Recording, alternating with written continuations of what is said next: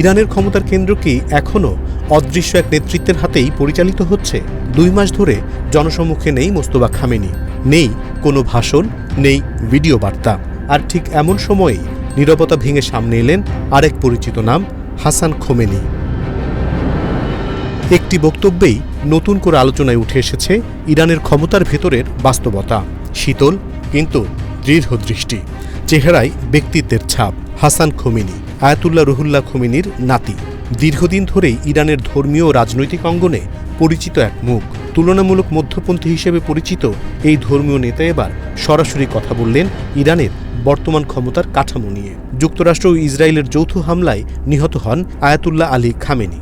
এরপর পুরো মধ্যপ্রাচ্য জুড়ে শুরু হয় নতুন জল্পনা, কে হচ্ছেন পরবর্তী সর্বোচ্চ নেতা।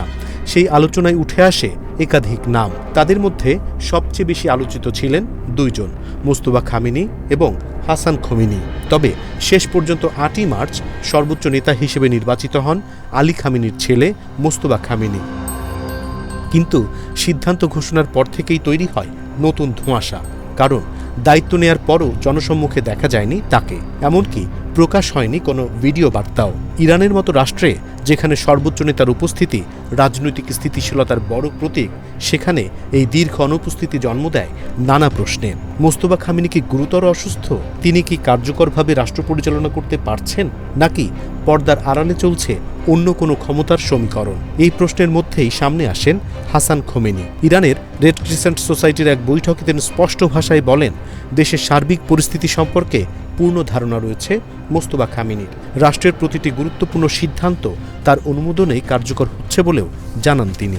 এই বক্তব্যকে শুধু আনুষ্ঠানিক সমর্থন হিসেবে দেখছেন না বিশ্লেষকেরা। তাদের মতে এটি ছিল একটি সুস্পষ্ট রাজনৈতিক বার্তা। মূল উদ্দেশ্য মোস্তফা খামেনি নেতৃত্ব নিয়ে তৈরি হওয়া অনিশ্চয়তা কমানো এবং রাষ্ট্রের ধারাবাহিকতা নিয়ে জনগণ ও রাষ্ট্রযন্ত্রকে আশ্বস্ত করা।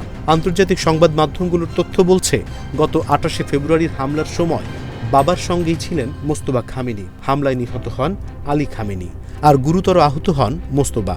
নিউ ইয়র্ক টাইমস জানিয়েছে, হামলায় তার একটি পা ক্ষতিগ্রস্ত হয়েছে। মুখ ও ঠোঁট পুড়ে যাওয়ায় কথা বলতেও সমস্যা হচ্ছে তার। তবে তেহরানের দাবি, শারীরিকভাবে আহত হলেও মানসিকভাবে সক্রিয় আছেন তিনি। রাষ্ট্রের গুরুত্বপূর্ণ সিদ্ধান্তে নিয়মিত নির্দেশনা দিচ্ছেন বলেও দাবি ইরানি কর্মকর্তাদের। এমনকি প্রেসিডেন্ট মাসুদ পেজেশকিয়ান নিজে তার চিকিৎসার তত্ত্বাবধান করছে বলেও জানা গেছে। অর্থাৎ জনসম্মুখে অনুপস্থিত থাকলেও ক্ষমতার কেন্দ্র থেকে তিনি বিচ্ছিন্ন নন, এই বার্তাই দিতে চাইছে তেহরান। অন্যদিকে 53 বছর বয়সী হাসান খোমেনিও এখন নতুন করে আলোচনায়। দক্ষিণ তেহরানে তার দাদার মাজারের তত্ত্বাবধায়ক হিসেবে দীর্ঘদিন দায়িত্ব পালন করেছেন তিনি। প্রয়াত রুহুল্লাহ খোমেনির 15 নাতি-নাতনির মধ্যে সবচেয়ে পরিচিত মুখও তিনি। একসময় যাকে সম্ভাব্য প্রতিদ্বন্দ্বী হিসেবে দেখা হয়েছিল, সেই তিনিই এখন প্রকাশ্যে সমর্থন দিচ্ছেন মোস্তফা খামেনিকে। এই পরিবর্তনের ভেতরেও খুঁজে পাওয়া যাচ্ছে ইরানের ক্ষমতার রাজনীতির বাস্তবতা। কারণ ইরানে ব্যক্তির চেয়ে বড় হল রাষ্ট্রীয় ধারাবাহিকতা এবং ধর্মীয় নেতৃত্বের ঐক্য। তবে প্রশ্ন এখনও রয়ে গেছে, মোস্তফা খামেনি কবে জনসম্মুখে আসবেন?